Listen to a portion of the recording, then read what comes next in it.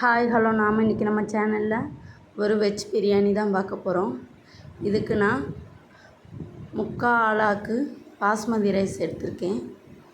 So நமக்கு normal ரைஸ்லேயும் பண்ணலாம். So உங்களுக்கு எது விருப்பமோ அதில் நீங்கள் பண்ணிக்கலாம். அது கூட கொஞ்சமாக சோயா பீன்ஸ் நான் சுடுதண்ணியில் போட்டு எடுத்துக்கிறேன். இப்போ குக்கரில் தேவையான அளவு எண்ணெயும் நெய்யும் சேர்த்துக்கிடலாம். நமக்கு ஃபுல்லாகவே எண்ணெயில் செய்யலாம், பட் நெய் வேணும்னா சேர்த்துக்கிடலாம். இப்போ இது கூட பட்டை, அன்னாசிப்பூ, லவங்கம், கிராம்பு எல்லாமே சேர்த்துக்கிடலாம். இது கூட நம்ம நறுக்கி வச்சுருந்த ஒரு 3 பெரிய வெங்காயம், ஸோ அதையும் போட்டு நல்லா பொன்னிறமாக வெந்து வரட்டும். ஸோ அதுக்கு தட்டி நம்ம வெயிட் பண்ணலாம். வெங்காயம் ரொம்ப கருகணுன்னு தேவையில்லை, நல்லா குழைய வெந்து வந்தாலே போதும். ஸோ அதுக்கு தட்டி நம்ம நல்லா வெயிட் பண்ணலாம். இந்த வெஜ் பிரியாணி ரொம்ப சூப்பராக இருக்கும். நம்ம கடையிலேயே இல்லை ஹோட்டலில் சாப்பிட்ற டேஸ்ட்லேயே கிடைக்கும். ஸோ கண்டிப்பாக ட்ரை பண்ணி பாருங்கள். இப்போ நான் 3 பெரிய வெங்காயத்துக்கு 3 தக்காளி எடுத்து வச்சுருக்கேன். ஸோ அதையும் நான் இது கூட போட்டுக்கிறேன். இது 3 தக்காளி 3 வெங்காயம், ஸோ ரெண்டுமே 100 கிராம் நான் எடுத்திருக்கேன். ஸோ இதுவும் நல்லா நமக்கு வெந்து வரட்டும். இப்போ இந்த ஸ்டேஜில் நமக்கு இஞ்சி பூண்டு பேஸ்ட்டு சேர்த்துக்கலாம். ஆனால் அடி பிடிக்கணுங்கிறதுக்காக நான் நல்லா குழைய விட்டே சேர்த்துக்கிறேன். இப்போ பாருங்கள், தேவையான அளவு 2 ஸ்பூன் இஞ்சி பூண்டு பேஸ்ட் நான் சேர்த்துக்கிறேன். இதுக்கு தாராளமாக கூட கொஞ்சம் கூட நமக்கு இஞ்சி போட்டு சேர்த்துக்கலாம். ஏன்னா சோயா பீன்ஸ் அப்புறம் காய்கறியில் பண்ணுறது, ஸோ வாய்வு தான். ஸோ அதுக்கு நமக்கு தேவையான அளவு நம்ம சேர்த்துக்கலாம். இப்போ இதோட நல்லா நமக்கு வெந்து வரட்டும். நமக்கு அடி பிடிக்காத அளவுக்கு நல்லா கிளறி விடணும். இப்போ இது கூட நான் கொஞ்சமாக புதினாவும் கொத்தமல்லி எடுத்து வச்சுருக்கேன். ஸோ அதையும் நான் இது கூட சேர்த்து நல்லா வதக்கி விட்டுக்கிறேன்.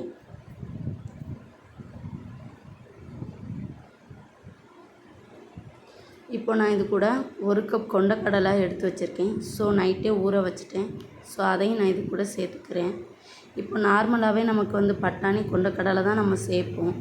இது என்ன ஒன்றுனா, நம்ம கொண்டக்கடலை இல்லை பட்டாணி சேர்க்கும்போது மதியம்லாம் சாப்பிடும்போது விரைச்ச மாதிரி இருக்கும் கடலை, ரொம்ப நல்லா நைஸாக வெந்திருக்காது. ஸோ அதுக்காக நான் ஒரு மெத்தட் ட்ரை பண்ணியிருக்கேன். நீங்கள் பாருங்கள், உங்களுக்கு தெரியும்.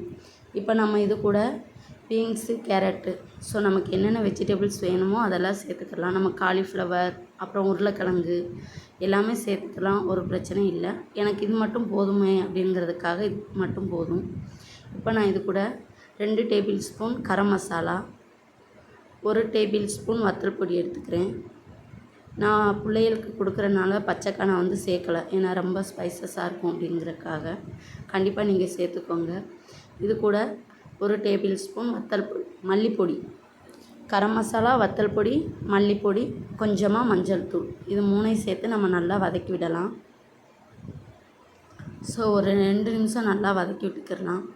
இப்போ இது கூட நம்ம தயிர் சேர்த்துடலாம். புளிப்பில்லாத தயிர் எடுத்துக்கோங்க. ஸோ தயிருமே நான் 100 கிராம் எடுத்திருக்கேன். ஸோ அதையும் போட்டு நமக்கு நல்லா வதக்கி விடலாம். தயிர் சேர்த்த உடனே நம்ம நல்லா வதக்கணும், ஏன்னா அது ஒரு மாதிரி தெரிஞ்ச மாதிரி கெட்டி ஆகிரும். ஸோ அதுக்காக நம்ம நல்லா வதக்கிடணும். இப்போ இந்த ஸ்டேஜில் நம்ம 1/2 கிளாஸ் தண்ணி ஊற்றிக்கிறேன்னா, இப்போ ஊற்றி ஒரு 3 விசில் நான் போட்டு எடுத்துக்கிறேன். உப்பு போட்டு நான் 3 விசில் போட்டு எடுத்துக்கிறேன். இது எதுக்காகன்னு பார்த்தீங்கன்னா, அந்த கடலை அப்புறம் அந்த காய்கறி நல்லா வெந்து வர்றதுக்காக தான். குழையாது. இப்போ நீங்கள் பார்த்தீங்கன்னாலே தெரியும், இந்த ஸ்டேஜில் தான் இருக்கும், குழையாது. ஸோ அதனால் நம்ம தாராளமாக 4 விசில் வரை நம்ம போட்டு எடுக்கலாம்.